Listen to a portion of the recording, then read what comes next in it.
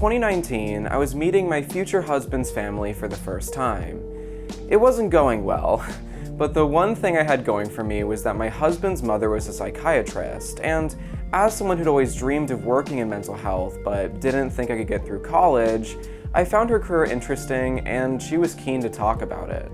At one point, she asked if I had ADHD, as I was showing extremely obvious signs of it, and she could tell something was off just by having dinner with me. I said no. I was evaluated a few times as a child, as I struggled a lot in school, but besides my dysgraphia and dyscalculia, they didn't find anything else.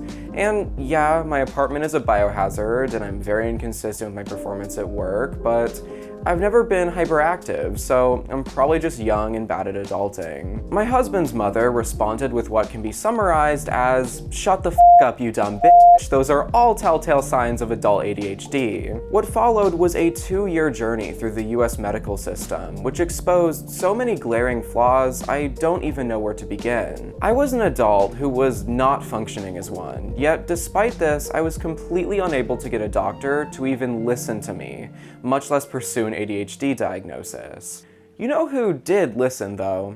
It was the TikTok algorithm. This app probably keeps a digitized copy of my brain on file living on a Chinese server somewhere. The algorithm is just that good. So good that it started identifying if you resonate with content about specific underdiagnosed mental disorders, and serving you more and more of it. You might have seen some jokes about this too, as so many people are flooding the website with unverified videos about these topics that the videos themselves aren't always factually correct. There's numerous viral videos by unqualified individuals mistaking normal traits for rare conditions like multiple personality disorder. And these videos are being served to millions of AI-curated For You pages alongside hundreds of targeted videos just like it. That's part of the beauty of TikTok though. For the first time in what seems like forever, we're actually talking about mental health and underdiagnosed disabilities. And the voices talking about these conditions aren't these stale clinical professionals reading from a book written by boomers. They're short, approachable videos made by normal people talking about how these conditions present in normal everyday life. That's not something we've seen in mental health before, and as a result, we're seeing incredible spikes in real diagnoses of conditions like ADHD, contributing to a full-blown shortage of medications. Now, you could look at this from the perspective of a brilliant app doing an impressive, albeit flawed job at raising awareness.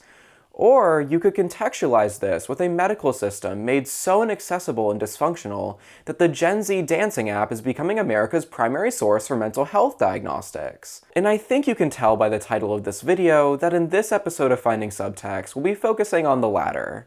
I'll be talking about my experience getting treatment for ADHD in the United States, and how apps like TikTok have taken an already broken system and brought it to its knees. Let's get into this. Top of the things that I need to do today. Dude, that can't be healthy. Oh, no way is it healthy. I'm going to die young. Hey, did you clean the entire apartment? Yeah, I also made this button toy and fixed my entire car. Holy f***, why did you do all that? I have a script to write for my college class and there's like 10 pages to go. So you did all of this instead of writing your script? Yeah, I do my best work under pressure. You're telling me that Yeah, if you go to the cabinet that's next to my basket of clean laundry and then go to the third drawer in the back, there's a plastic container and there's one blue paper slip instead of doing your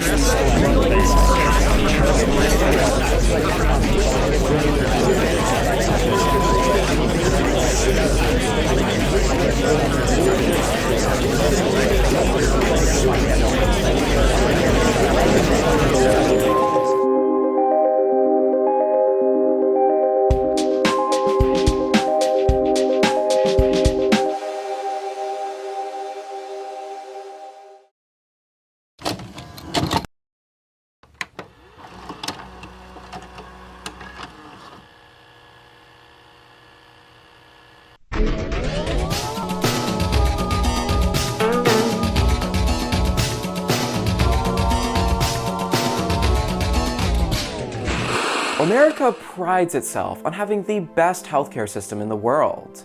Don't look that up.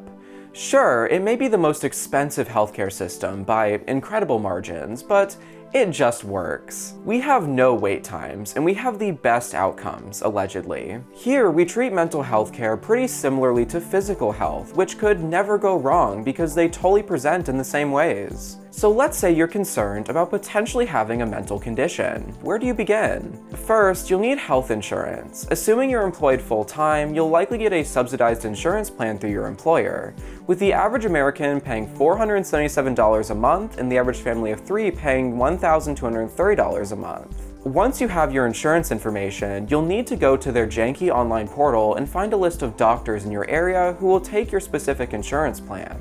Make sure you pick literally all of the options your insurance company gives you, because most of them won't be accepting new patients. After calling around for several weeks, hopefully one of the providers on the list will take you on. Congratulations, you now have a primary care physician, also referred to as a general practitioner or GP. Now, you'll need to wait an average of 26 days to get scheduled for your new patient appointment, but in many places it can take significantly longer. When it comes to getting an appointment, I advise you practice something I'd like to call, shut the f up and take what you'll get, bitch. If you can't wait nearly a month just to be told when you can see a doctor, such as during a mental health emergency, you have a few options, and by that I mean 2. Land yourself in a mental hospital, or call around and see if literally any psychiatrist in your state has any availability for an emergency appointment, which you'll have to pay entirely out of pocket for. Simple. Once you meet with your general practitioner, you'll pay a fee of $25 to $50 and they'll attempt to treat your condition, despite having very little, if any, mental health training. Or they might refer you to a specialist. In this scenario, that would usually be a psychiatrist, psychiatric nurse practitioner, psychologist, licensed clinical social worker, or licensed mental health counselor. Once referred, your specialist will contact you to set up an appointment, with wait times in some states being around 9 months. You'll once again need to verify that you're not accidentally going out of network with your insurance plan, or if your insurance requires a written referral or phone call confirmation, or if your insurance plan requires prior authorization to see a psychiatrist. Assuming you have an HMO or POS insurance plan, there's a small chance you can skip the GP step. If you have a PPO or EPO plan, you likely won't need a GP referral or a prior authorization. It's complicated, but aren't you glad you don't live in a disgusting socialist country? My first attempt at getting an ADHD diagnosis was right here in my new primary care doctor's office. At the time, I was working as a video editor at a tiny production company as an independent contractor, so I didn't have health insurance. Thankfully, because I was being paid literally half of the salary I signed on for at the company, I was poor enough to qualify for my state's expanded Medicaid health insurance. While other countries tend to think the US has zero socialized healthcare, we technically do, it's just nearly impossible to qualify for. If you make less than $13,600 a year or are on disability, your state will give you health insurance for free. Because the poverty line is so low that it's basically irrelevant, most states have expanded Medicaid eligibility to people who make a certain percentage above the poverty line. Now, it's still stupidly low. Like, the most you can possibly make and still qualify for Medicaid in select states is around $26,000 a year, which is about what I made back then, which is not enough to live on at all in most states with expanded Medicaid. In most states, the income limit for expanded Medicaid is even lower, around $17,000, in states where the average rent is topping around $2,000 a month. But anyways, I somehow had Medicaid for reasons I don't fully understand, and this already put me at a disadvantage, as doctors are less likely to accept Medicaid patients than people on literally any other type of health insurance. A few months went by, and I eventually got in with my new primary care doctor. I told her about my interaction with my boyfriend's mother, who's a psychiatrist, and how, after doing some research, I realized I fit basically all of the criteria for ADHD. I essentially failed out of school as a child, and as an adult, I wasn't doing much better. Sure, I was holding down a job, but barely, as I'd do like 2 weeks worth of work in a few days and then just sit there burnt out for the rest of the time. And if I didn't get it together soon, I might even get fired. Nothing could keep my attention unless I was really genuinely interested in it. And even then, I basically had zero control over my productivity. Even if my life depended on it, I wouldn't have the motivation to do anything I didn't want to do. Later on in this video, I'll talk about the effects of untreated ADHD and other viral TikTok conditions, but safe to say I wasn't doing well. So what did my doctor do next? Well, she looked at me and said, "Have you tried just not drinking caffeine?" I responded with, "No, because I don't consume caffeine," to which I got, "Oh, okay, have you tried cleaning up your diet?" I tried one more time to insist that this is a real issue that needs medical attention, and her final response was, "I can tell you feel you need some sort of treatment, so I'm gonna prescribe an app. This app is both a planner and a meditation timer rolled into one. You'd be surprised how powerful mindfulness really is. So just make sure to keep up with the planner and maybe Google some healthy recipes you can try to clean up your diet. If that doesn't help in 3 months, come back and I'll consider an antidepressant. Though I see in your file your spouse is of the same sex, so one thing I'll order is a full panel to make sure you don't have HIV. So I gave up, at least for a while. From what I can tell, my experience isn't uncommon. A lot of people don't make it past the first step of working with their GP, and a lot of times the general practitioner is the one who prescribes mental health medication, only referring to mental health specialists when dealing with more complicated disorders. I'd like to reiterate that primary care doctors are not trained in mental health or psychiatric disorders. Yet take a look at any corporate medical website and they're considered on the front lines of initially diagnosing, treating, and managing mental health conditions. Now, if I try to twist my brain into trying to assume the best possible intentions, maybe my primary care doctor thought her recommendations were effective at treating ADHD, and since they were entirely made up of lifestyle changes, no diagnostic testing was needed at this time. There's a similar approach sometimes used to treat and diagnose ASD, or autism spectrum disorder, that works in a very similar way. Essentially, if you advise a patient to live as though they already have ASD, you can use the effectiveness of the accommodations as a diagnostic tool. An example of treatments you can try pre-diagnosis for ASD are things like sensory accommodations, like wearing headphones in grocery stores to avoid overstimulation, using planners to clearly establish a sense of routine, or even switching to working remotely to avoid overstimulation or social anxiety in an office environment. There's just one small problem. There's no evidence that diet, yoga, or a planner can effectively reduce ADHD symptoms. The only reputable source I could find that even mentions these treatments is on the Mayo Clinic's website under alternative medicine. Sure, it lists yoga and a special diet as an alternative treatment, but the first sentence on the page literally says there's no scientific proof that these even work. So I think it's much more likely that the doctor was simply wrong and willing to avoid any form of screening despite my psychiatrist mother-in-law believing I had ADHD.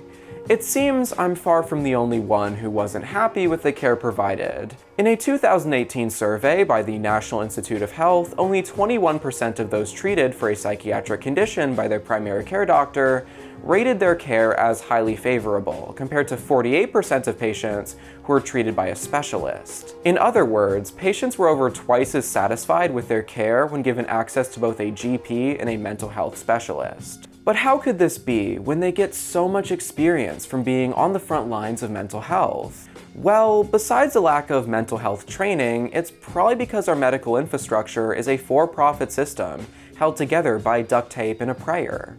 The average time a primary care doctor can spend with a patient is less than 18 minutes. So think about it from the doctor's perspective. You're seeing up to 30 patients a day, meaning you could be seeing thousands each year. Is that really an environment where you can sit down and attempt to practice mental health care, which is a field you aren't even trained in? Meanwhile, psychiatrists spend anywhere from 40 to 90 minutes with their patients for a first-time appointment, with psychologists and social workers and therapists spending around 50 minutes with their patients. Not only do GPs have less than 18 minutes to spend with their patients, but they also have to bill for specific line items to the insurance company, and the payouts for these services tend to be significantly lower than the billable items for psychiatrists, as the payouts are designed with appointment duration in mind. So not only is our healthcare expensive, as even with insurance you still have to pay for a doctor's appointment, but you have to do the whole song and dance of begging for a referral to get treated by someone actually qualified for mental health care, which you again have to pay for another copay. All of these steps potentially taking several months as well. This all assumes you have good insurance too, but 30 million Americans are currently uninsured, and that's not counting people with low-end insurance plans that effectively do nothing. Without insurance, a single visit to a primary care doctor can cost as much as $300, but we'll get to that later in this video. With all this in mind, it should be no surprise that people are turning to the internet for medical advice. We've had Dr. Google for years, along with websites like WebMD, but TikTok is like 20 steps in evolution past that.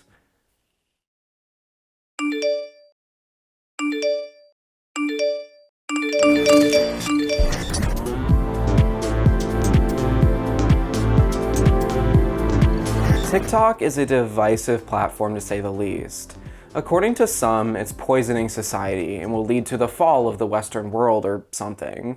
To others, it's an opportunity for young people to get politically active and change the world. To me, it's just Musical.ly, but if everyone decided to post everything to it, because that's simply what it is. In 2018, a Chinese company bought another Chinese company's popular lip-syncing app called Musical.ly and turned it into an international version of another app called Douyin. This was essentially a move to try to gain a captive American audience, and while it didn't work too well at first, the app exploded in popularity in 2020. My feelings on the app are relatively neutral. On one hand, with Twitter struggling and Tumblr being dead, we desperately need more text-based social medias. Not everything needs to be a short vertical video, hence why a bunch of TikToks are just photos or text-to-speech readings of Reddit posts. I also worry about the implications of entire generations getting their news solely from TikTok, as with a 3-minute video limit, you're not going to get very much nuance. Even a Twitter thread can provide more information. And I'm going off script here real quick, but TikTok also has a long track record of discriminating against queer creators. For a long time, you essentially couldn't be gay on TikTok and do well. That's really concerning to me because we're replacing Instagram, Twitter, YouTube, all these platforms with TikTok. And since TikTok kind of silos people into algorithms, straight people don't really see gay content on there. And what is that going to do long term when straight people stop getting gay representation? On the other hand, I love how accessible the platform is. You can throw together a quick video on your phone and it'll be seen by thousands. That's a really powerful tool, especially in the context of giving voices to marginalized communities. Regardless of what you think of TikTok, there's one thing for certain: the algorithm is impressive. And I think we need to learn how it works to understand how an app famous for quick dancing videos is becoming a common source for medical information. So, how does TikTok work? Well, when you make a new profile, TikTok only knows your age and your general location. So a fresh account is served with a string of extremely popular videos vetted by app moderators. As you scroll through the For You page, the app will attempt to suss out what videos you resonate with. It does this by monitoring how long you spend on each video before your next scroll, along with whether or not you like, comment, or share the video. TikTok knows what topic each video is. It does that by running AI captioning on the audio and analyzing hashtags and description text. TikTok will also know what type of people enjoy this video by using the data of every account that interacts with it. By doing this, it creates a web of data for each video that the AI can leverage when it comes to content recommendation. An example of this in action is sharing a video with one of your friends. If your friend opens that video and stays on it for a while or interacts with it, TikTok learns from that, and your algorithms will start to sync up as the app assumes you have similar interests with your friends along with other people who interacted with the video. But really, you don't even need to interact with videos for TikTok to learn a lot about you. As you work through the generic human-moderated selection of videos, the app will build a set of which topics keep you on each video for longer. In a matter of minutes, the diversity and popularity of videos served will begin to decrease as it fixates on your interests. Less videos on your homepage will be vetted by moderators, and within a few hours, your algorithm will have enough training data to know exactly what you want to see. Now, because this can cause a feedback loop where it begins showing you literally nothing but the one topic it thinks you're interested in, TikTok also inserts what's called disruptive content into your feed. These are videos that have very little to do with the rest of your recommendations. Maybe it's a topic people with your same interests also interacted with. Or it could just be a random moderated approved video back in your feed. As a result, your algorithm will often go through phases. You'll get a few weeks of pet videos, but once you're tired of that and start scrolling faster, it'll quickly pivot to something else you'll be more likely to watch for longer. But since you used to like pet videos, it'll still try to show them to you occasionally as disruptive content. As you might expect, this can get really dangerous really quickly. Let's say you're a 23-year-old construction worker from Kentucky and you're joining TikTok for the first time. After your first few dance videos, which you quickly scroll past, TikTok shows a viral video starring a construction worker, and you like that video. Now, TikTok will begin serving you more content related to construction work. But maybe you don't like the video, but you watched it all the way through, unlike the video served before it. Now, TikTok will begin serving you more content related to construction work. But you know what else blue-collar workers in Kentucky tend to watch? Conservative political videos. So you'll start to get a few of those too as disruptive content. The first few probably won't be anything too niche, but construction workers from Kentucky who also watch political videos tend to enjoy their First Amendment rights, so maybe you'll get a few hunting videos in there as well. Within an hour, you'll be served long strings of relatively obscure content that's completely unmoderated, which can often call for violence. And if they come for you, shoot them. Anything they do that goes against the Constitution in any way, shape, or form makes them the enemy, and you have the right. How about fluoride in the water? Chemtrails, 5G, nanotech bioweaponry. Where's the straw that breaks the camel's back? I'm just wondering so we can all get on the same page. Even if you didn't set out looking for this content or this topic, the algorithm knows the rest of your interests tend to lead in this direction, so you'll be gradually served more and more. The same problem is what caused YouTube to completely upend its algorithm and make it deliberately generic, as they were having major radicalization issues in the mid-2010s. Obviously, this can work in ways that are much more niche than political extremism. Say you're socially awkward, so you resonate with videos about being introverted or having social anxiety. Well, people with autism spectrum disorder also struggle socially, so you begin getting more and more videos about that too.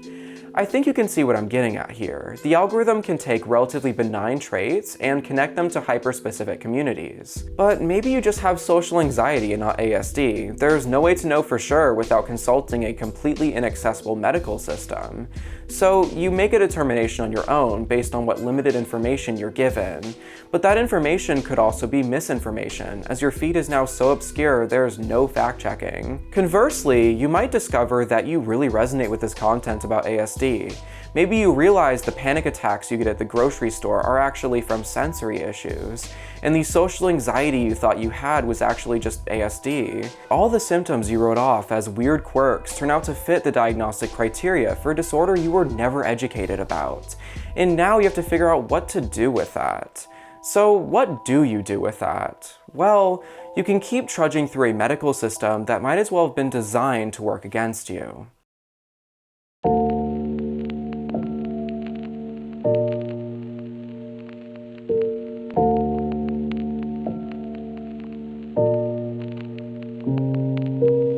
So here I was, freshly rejected by my primary care doctor. So what are my options? Well, I could find another primary care doctor, or I could try to find a psychiatrist that takes Medicaid. Unlike most insurers, on Medicaid, depending on your state, you might not need a referral for psychiatric services, though it can be extremely difficult to get psychiatric services. Because I didn't have a great experience with this primary care doctor, or others when I was a pediatric patient, I opted to find a psychiatrist directly. There's just one problem. Finding a psychiatrist who's actually available kind of feels like dragging your balls through 50 miles of broken glass. Behavioral Health Center, how may I help you today? Oh, hi, I'm looking to see if you guys are accepting new patients. I highly recommend killing yourself.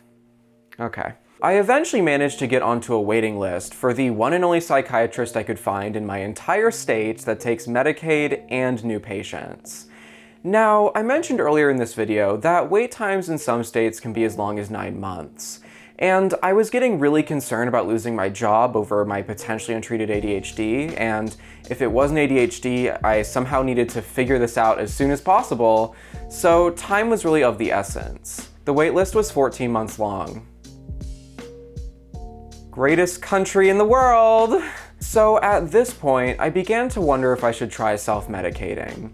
I definitely can't get into much detail on YouTube, but let's just say there are definitely ways to obtain medication on the internet that are not legal or safe, but are an option if you're desperate to not lose your job. But I had one thing going for me: my mother-in-law, who's a psychiatrist. Now at this point, you're probably wondering why I didn't reach out to her for help the second my primary care doctor rejected me. I mean, my mother-in-law was the one who set off this whole journey to begin with. Well, let's just say she's a proud Christian woman who begged me to break up with her son the first time I was ever alone in a room with her, and she banned me from her household immediately after. But I was desperate, so while she couldn't treat me directly due to being family, she wrote down an associate of hers who was going through financial troubles, so the associate would be willing to take on an extra client. Let's call this psychiatric nurse practitioner Carla. From here on out, I really expected smooth sailing, but Carla had other plans. First off, I only had a name, description of what she looked like, and a phone number which was disconnected. I managed to find an online listing that matched what I was looking for. Somewhat. The name and photo were correct, but she appeared to practice at a clinic rather than her own private practice.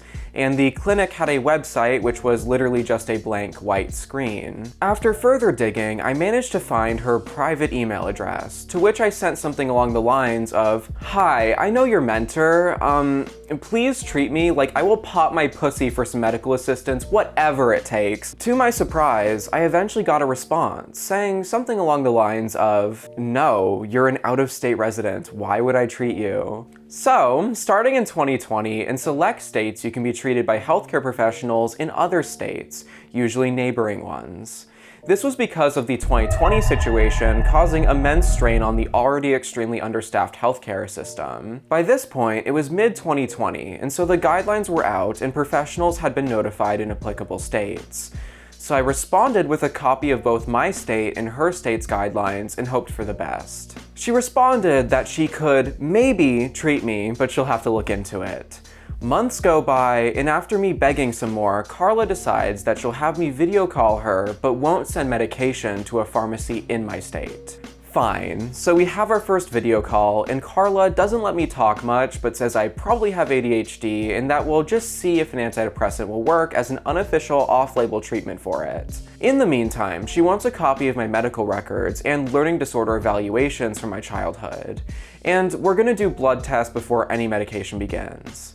This visit lasted maybe 20 minutes and cost me $180 out of pocket, as she declined to take insurance and instead opted to just take my debit card information and charge it herself. So I go back to the primary care doctor that refused to screen for anything, tell her I now have a psychiatrist who wants a blood test, pay more fees and go get my blood testing done and send the results to Carla. It's at this point that, despite having a shaky relationship with them, I ask my family for any and all medical records, and they produce a small white binder simply labeled 2008.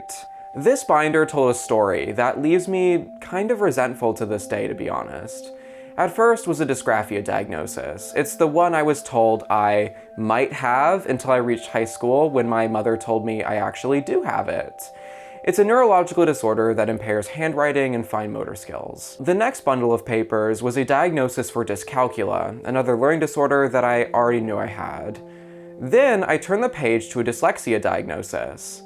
I never knew I had dyslexia. I guess Bella Thorne could have been my role model. I then turn the page again and find not one, not two, but 3 diagnoses for ADHD-PI, or inattentive type ADHD. Following that was an email sent by my mother to a psychologist stating that my main problem was an inability to keep focus and stay engaged, but that she did not believe it was ADHD because she took me to a psychologist who runs a naturopathic alternative healing practice, and they told her not to medicate me and that I didn't have ADHD, despite several other professionals saying I definitely did. The alternative healing doctor saw me once for a non-diagnostic conversation, to which she gathered I wasn't hyperactive, so I didn't have anything. That one conversation shaped the rest of my life, as I'd go on to fail out of public high school and struggle without an education for years on end. There's a few places the situation could have been salvaged. My Jehovah's Witness family could have actually believed real doctors rather than a naturopathic healing psychologist, whatever the that is. Or one of the several psychologists who told my parents I had ADHD could have sat my mother down and told her that this inattentive, disengaged affect was a glaring sign of ADHD-PI. Or maybe they did try to explain it to my parents. I have no way of knowing. Instead, my mother bought into the stigma around ADHD and other psychiatric conditions. And that stigma is something that I'll get into later in this video. But in the end, I went untreated until my early 20s. Once I sent all this into Carla, her tune quickly changed, and she busted out actual, real, FDA-approved ADHD medication. It was a non-stimulant, Strattera, but it was something, and my following months were spent on the brink of tears in awe that I could actually do things. That this was the problem all along. At the time of filming, I'm actually 1 month away from starting full-time college studying psychology and social work, something I've always wanted to do but never thought I could. But my problems getting ADHD treatment, they weren't over. You see, because I was driving an hour each way to pick up my medication out of state, Medicaid wasn't gonna cover that. The retail price for my medication at the time was over $200 a month with coupons, which I really couldn't afford. Because I was desperate, I kept putting it on credit cards every month, and to make matters worse, Carla had taken to extorting me. When a medical professional prescribes medication, they typically send in a certain number of refills to the pharmacy, typically 6 or 12 at a time for uncontrolled substances. Meaning you can pick up a 30-day supply of your medication 6 or 12 times before your doctor requires a checkup before any further refills of that medication. Carla didn't do refills for me and decided now that I was on a medication that makes you really sick when you stop taking it, she could bill my debit card $180 every month without my consent for a check-in, and if I refused, she'd take me off my medication cold turkey, refusing to step me down. I asked to transfer the medication to a new primary care doctor, and she made it as difficult as possible and responded by putting lithium in my chart, which is a drug used to treat extreme psychosis and bipolar disorder, which is also known to cause brain and kidney damage. After maxing out some more credit cards, I ended up getting put on my husband's insurance, where I was able to get a new primary care doctor and move everything. By this point, it had been well over 2 years since I started this journey, but I was finally medicated, and while I'd continue to struggle to stay medicated because of random healthcare system limitations, in comparison, it was somewhat smooth sailing from there.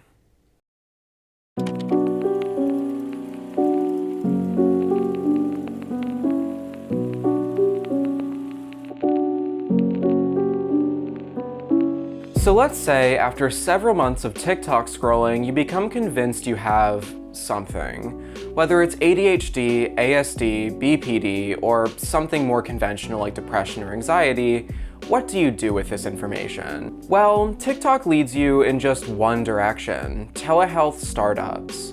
Despite companies like Cerebral spending incredible amounts of investor money on marketing, they shouldn't need to.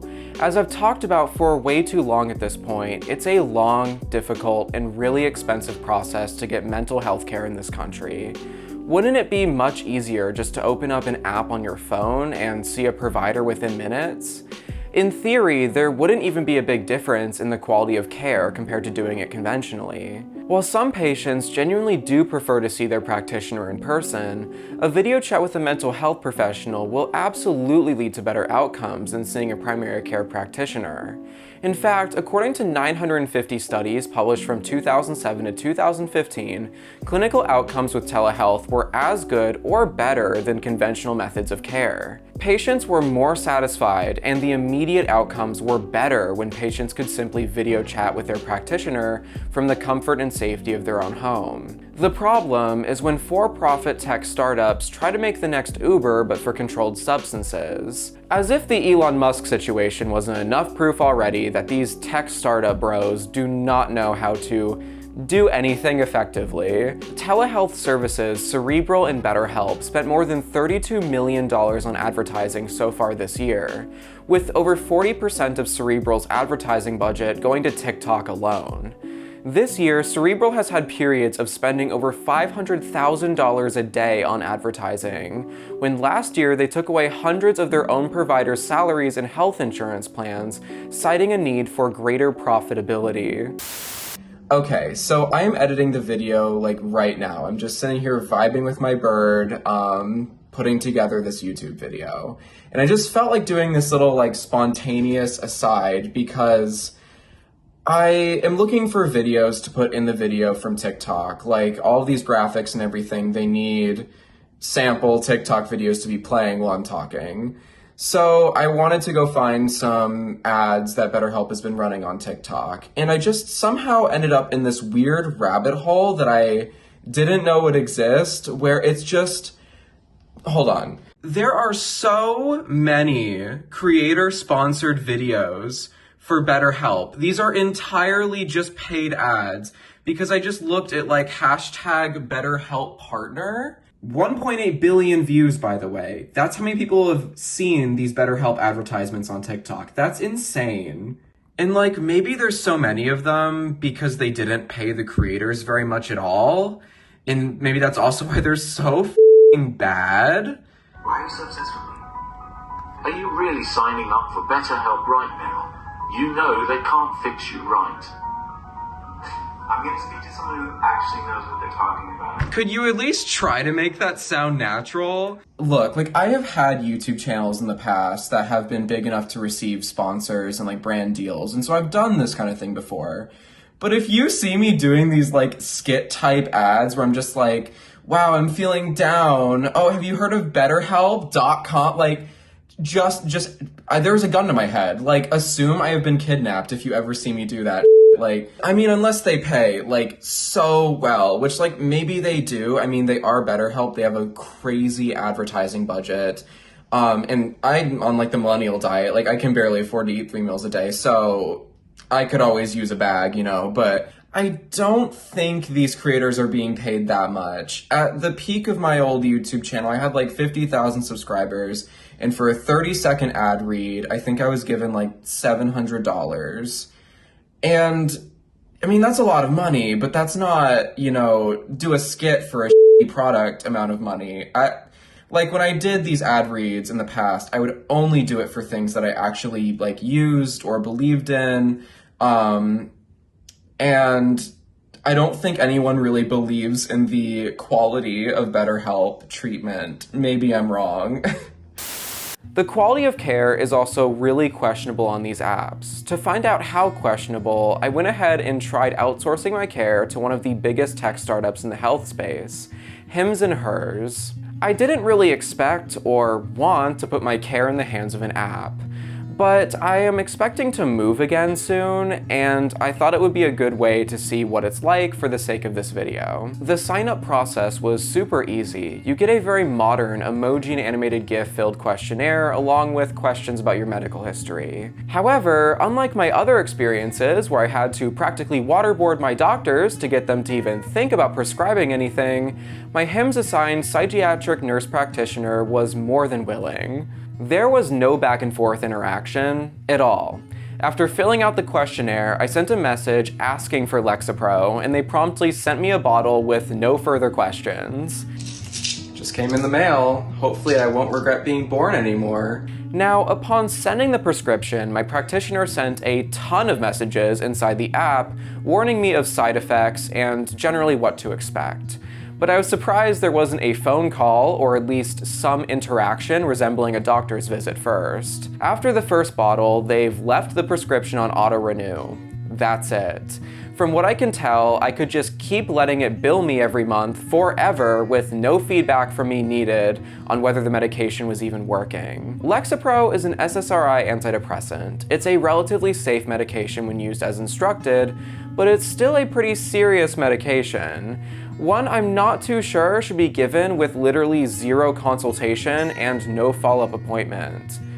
This very relaxed prescribing style was largely enabled by the loosening of regulations that happened in 2020, though it seems to have finally captured the attention of regulators in the courts. The former vice president of Cerebral recently sued the company, citing overprescription of ADHD medications. The lawsuit alleges 100% of ADHD patients were prescribed stimulants, and that in their databases, controlled medications were being shipped to more than 2,000 duplicate addresses, suggesting patients were setting up multiple accounts to double up on their medication deliveries. As a result, they've laid off 20% of their workforce while a federal investigation remains ongoing. While many will blame the practitioners working for Cerebral, I think the problem lies with the structure of these companies. A lot of these services didn't start out being able to take insurance, and companies like Cerebral, who only recently started taking insurance, have seen major insurance companies pull out from the controversy. Hims & Hers still doesn't seem to take insurance at all, so to compete with the $25 to $50 copays of conventional doctor's visits with insurance, they're offering full-blown virtual primary care visits for $39 out of pocket, no insurance needed. Which, I know this video is meant to focus solely on mental health, but holy shit, how are Hims & Hers providers supposed to diagnose physical illnesses like asthma without doing a physical exam? My husband has asthma, and he had to do a comprehensive lung screening with a pulmonologist for that. Healthcare is overpriced in this country. Pretty much everyone knows that. We live in a for-profit hellscape where everything is turning into low-pay gig work. But the answer is not bringing down the price of a doctor's visit to $39. At that price, there is no way a doctor can properly treat their patients. They wouldn't be paid enough to spend any meaningful time with them. Which is why even when treating physical illnesses like asthma, your Hims treatment largely hinges on a flashy questionnaire, and from there your doctor will just decide if they want to call you or if they'll just prescribe something that matches your responses, like what they did with me. No interaction needed. Those great telehealth outcomes I mentioned earlier, those were entirely from studies that predate all of these services. Telehealth for a long time just meant normal medical practices offering a video chat option, not entire venture capital-backed operations meant to squeeze out as much profit as possible while they race to the bottom on pricing without the help of insurance payouts. And these startups often don't take insurance, not because anything's stopping them, but rather because insurance is really f***ing confusing in this country, and it gets in the way of an approachable, streamlined product that you can advertise to 18-year-olds on TikTok. These telehealth apps are marketed to young people. That's why they spend so much on TikTok. And young people do not know how to navigate the traditional medical system. So for them, it's either order prescriptions online without so much as a phone call, or they just won't bother. I think two things can be true at once. These online tech startups offer subpar care. And these online tech startups are also pretty helpful in a lot of situations. When you're mentally ill or have an untreated condition, you're not going to have the stamina to jump through the hoops of our medical system. You've heard how hard it was for me to get anywhere with that, and I had privileges that most don't have, like a mother-in-law with connections, albeit bad ones. The response from media outlets and regulators seems to be a desire to severely limit both telehealth and controlled substance prescriptions. While I understand that reaction, I think these services, even as flawed as they are, help more than they hurt when used as a last resort or a temporary fix. Hims and Hers, or Cerebral, they're straight up garbage compared to conventional mental health care, but mental health care is so hard to access that I think it's better than nothing. That being said, a video session lasting a minimum of 30 minutes, followed by another video check-in after the first 2 months of medication, should be absolutely required of anyone writing psychiatric prescriptions. Though, perhaps my leniency towards these platforms is because I experienced what it was like to have my issues left completely untreated for years on end. Either way, the answer is not going to come from pulling millions of people off their medications by restricting telehealth.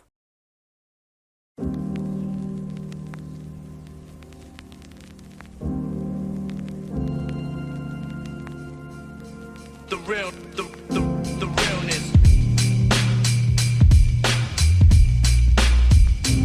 In a video where I'm already talking so much about my own experiences, I wasn't sure if I wanted to dive into what happens when ADHD is left undiagnosed. But considering how underdiagnosed it is, and the sheer extent of misinformation out there, I think it's important to first establish what ADHD is and how it's affected me. I'll be throwing out a lot of statistics in this part of the video, and I want to mention that while I did a lot of research, there's still debate regarding ADHD, so there may be information out there that conflicts with what I'm saying.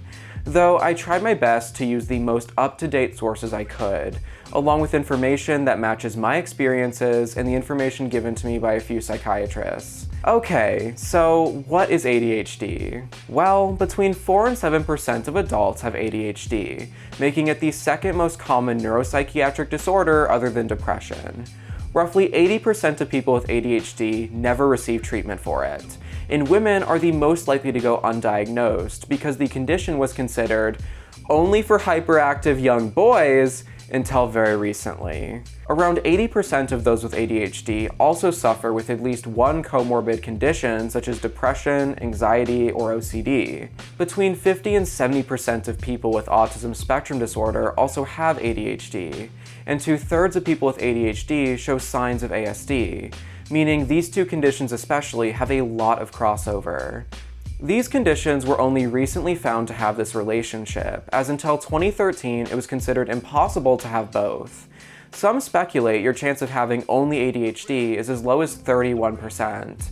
But one major issue with ADHD is that it's really not studied enough and the data is all over the place. For a long time it was believed that ADHD only presented in children. Now there's data saying up to 80% of ADHD children still have it as adults. At one point, it was believed ADHD was on the autism spectrum. Then the DSM-4 said you can't have both. Now the DSM-5 says you can again, but now ADHD is on the depression spectrum. ADHD was known for its hyperactivity, and now it's often known for inattentive tendencies, especially in women. So how does ADHD work? Well, there's 3 officially recognized types of ADHD. ADHD-PI, or primarily inattentive type, which used to be called ADD until the late 1990s.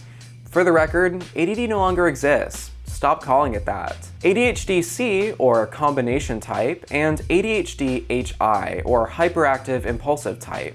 While the 3 types present differently, they all have the same cause: a lack of dopamine in the brain. Dopamine is a neurotransmitter responsible for our brain's reward system. Dopamine is released in the brain during small pleasurable experiences like eating sugar, or bigger milestones like getting married or graduating college. While dopamine itself isn't responsible for feeling good, it's released during pleasure to essentially tell your brain to seek out more of whatever caused the release of it. Dopamine is also released in smaller amounts in anticipation of a reward. For example, your brain will release dopamine while doing homework because you're seeking out the reward of graduating or getting a good grade. Dopamine is essentially there to get your brain to do things. It enables reward-seeking behavior and allows you to do activities like clean your house even if you hate cleaning. This is how it works for normal people, which from now on I'll be calling neurotypical people. But ADHD brains are wired quite a bit differently.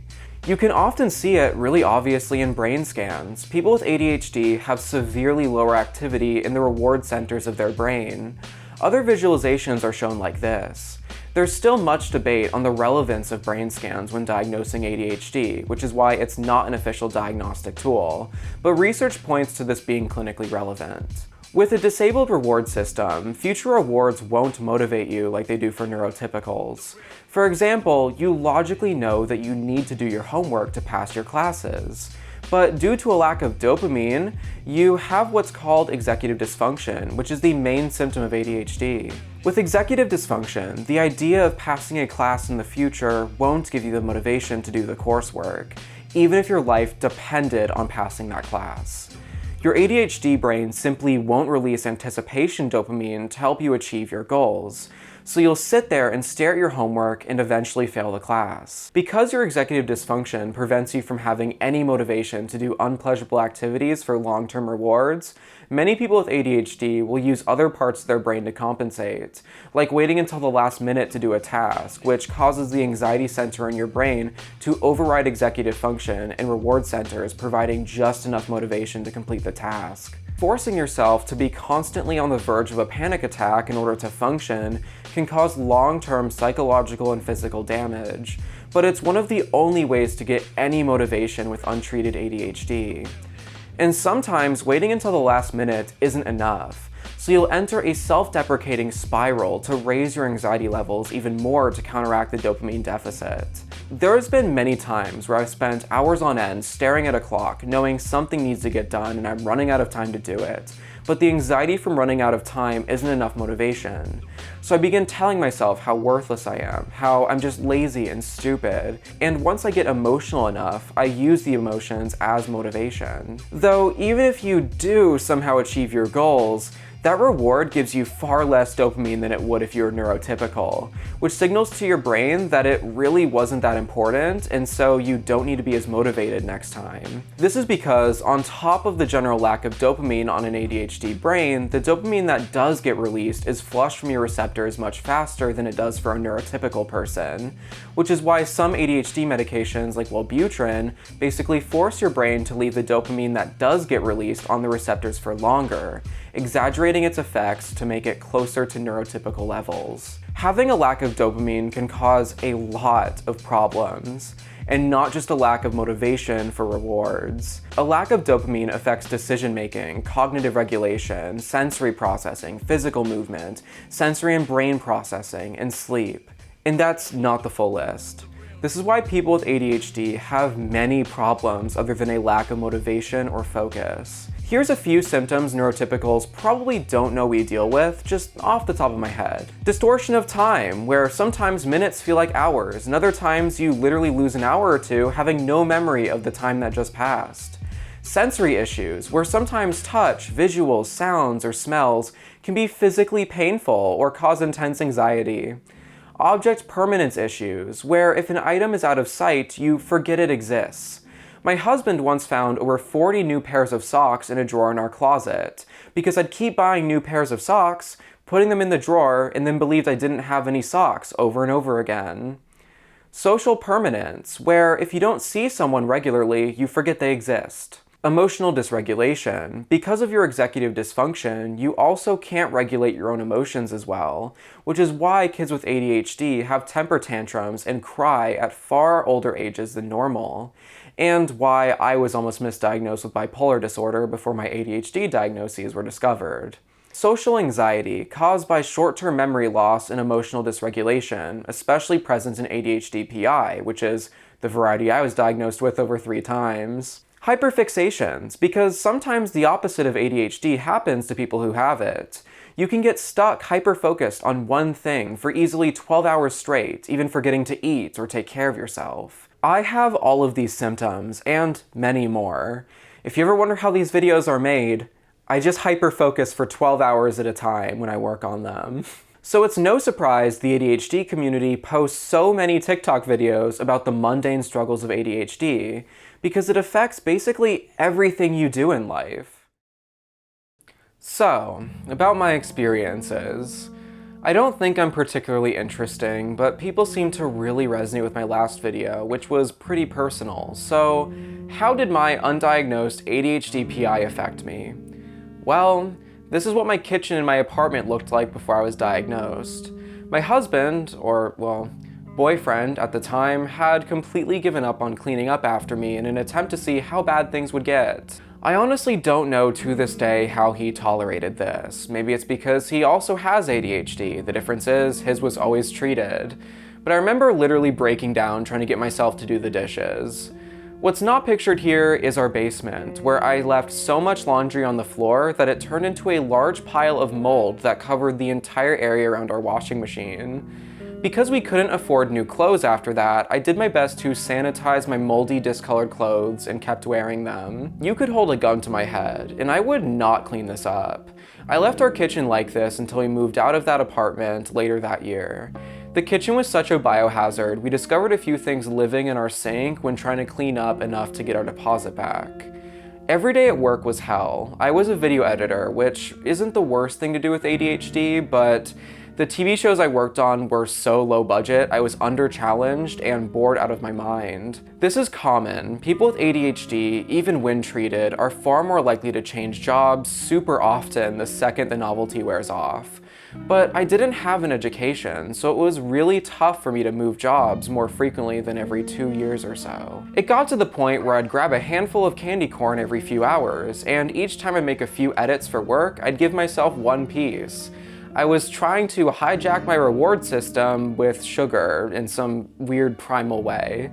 I don't know how I kept that job, honestly, though looking back, I was probably keeping up fine. My boss complained about me showing up late more than anything. You know, the time distortion. Forcing myself to work a boring job untreated left me with incredibly strong migraines by 5 p.m. every day.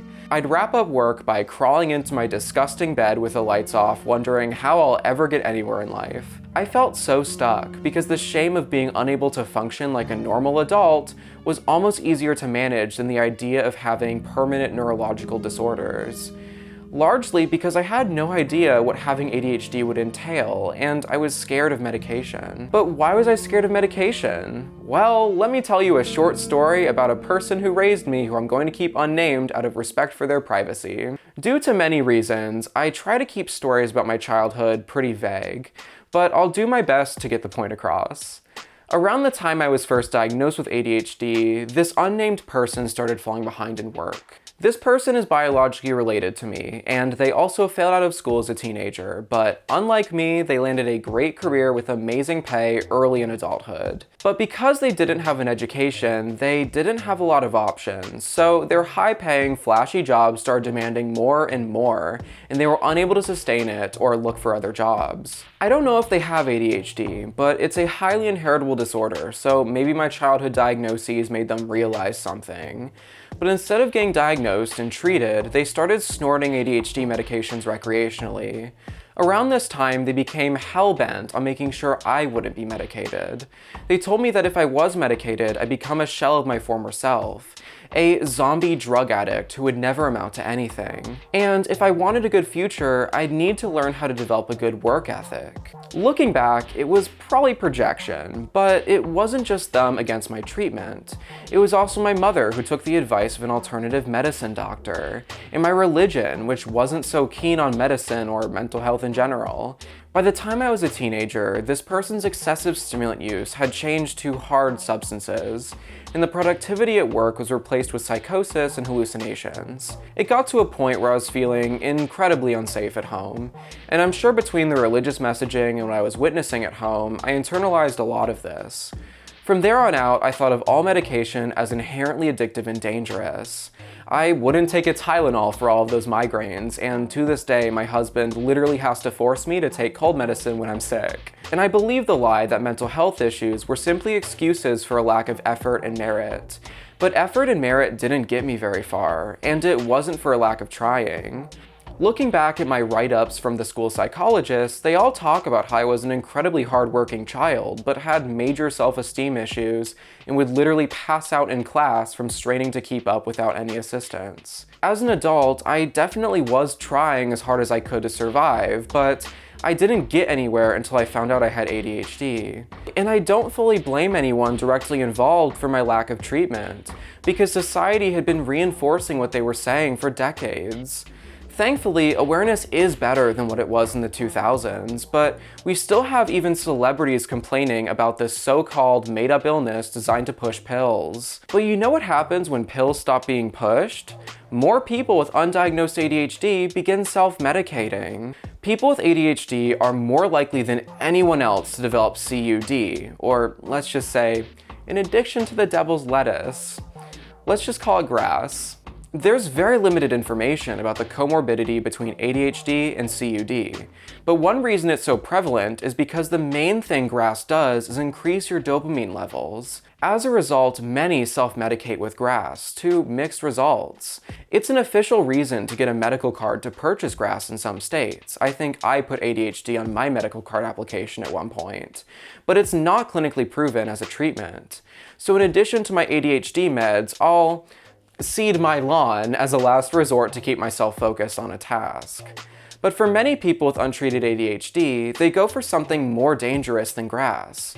People with ADHD are twice as likely or more to succumb to alcoholism and substance abuse, with risk factors being highest when the ADHD isn't treated or diagnosed. Also, numerous studies have shown that when people with ADHD take stimulant medication, they're less likely to abuse any substances. The whole concept that ADHD medication is addictive when used properly is insane. There's never been any evidence to back this idea up. In fact, many people I know who have ADHD forget to take their medication half the time, myself included. Now, if you're neurotypical, ADHD medication can be very addictive. In fact, if you find yourself showing signs of addiction when taking stimulants, it's typically a sign you were misdiagnosed with ADHD. But I understand how tempting it is to think these disorders don't exist, and that willpower can trump all else. Because that would be a better world. How amazing would it be if the playing field really were level like Joe Rogan apparently thinks it is? ADHD was the one that was created by the advertising agency. What a surprise. No way. There's been several conditions that were literally invented by advertising agencies in order to promote a cure.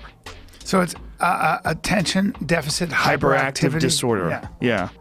Look, I don't know how much of that is a real disease. Unfortunately, facts don't care about your feelings, and the facts are that these medications need to remain available. Not in shortage because the DEA artificially caps how many pills can be made each year, which they really need to stop doing. Okay, so this is like one of my spicy opinions that's not like a straight fact or anything, but to me it seems as though the push against stimulant medication is largely rooted in ableism. We are so worried about a few thousand normal people getting addicted to substances from Cerebral, so we advocate to reduce access to a substance that's single-handedly keeping millions of people with ADHD alive. Because that's what it does. In brain scans of people with ADHD who've been on medication for 1 year, you see their dopamine levels rise by 24%, allowing them to come closer to a normal baseline. They're not at a normal baseline, but they have a fighting chance at functioning in society. For me, going on ADHD medication was the beginning of getting my life together. That lifeline is what people like Joe Rogan slowly chip away at when they delegitimize real mental conditions and their treatments.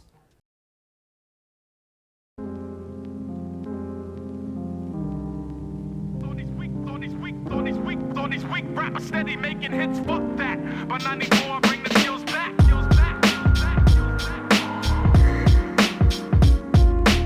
I am not educated enough on the topic of healthcare to know how to fix it. Nor do I have the resources to bring in dedicated consultants for this video. Subscribe to my Patreon, I have like 2 and I'm stupidly excited about it. Anyways, just take everything I say here with a grain of salt, as even though I've done a bunch of research for this video, I, like most Americans, still don't understand how the our healthcare system works. It's deliberately confusing and inefficient because it's more profitable for corporations to keep it that way, just like the way our taxes work here. 1980s, war on substances, moral panic aside, there are 2 big problems keeping people from mental health care: confusion and cost. Confusion is a massive barrier to receiving mental health care. We don't teach people how to navigate this system, and it's so intimidating in how it operates that many young people will simply give up until they reach or surpass a point of crisis. As I've mentioned, that's why out-of-pocket telehealth startups are so appealing, because even if you know what the f***ing HMO is, healthcare is still incredibly expensive. We could get around this with something that's been proposed for a while by mediocre politicians. Medicare for All, where we take our free health insurance given to senior citizens and let anyone sign up for it. That doesn't improve the inefficiency or general confusing nature of our system, and will continue to give Big Pharma incredible profits and tax-paid payouts, but it would be a net improvement overall. Another much more logical fix would be to simply overhaul our entire healthcare system, modeling it after every other first world nation who tend to have better outcomes in pretty much every way. These are both unrealistic goals in a country that's as dysfunctional as our favorite third world country in a Gucci belt. But something's got to give, because aside from the issues I talked about in this video, our healthcare system is on the verge of collapsing. The majority of nurses are planning on quitting within the next year, with some surveys reporting as many as 90% wanting to quit. These trends are happening all over the healthcare system, so if we don't do something, we might not have much of a healthcare system after this, especially not mental health care. Anyway, that'll be it for this video. This has been my most ambitious YouTube project yet, so remember to like, comment, subscribe, do all of the algorithm servicing, as this takes hundreds of hours to put together. But thank you so much for watching all the way through, and I'll see you in the next video. Bye.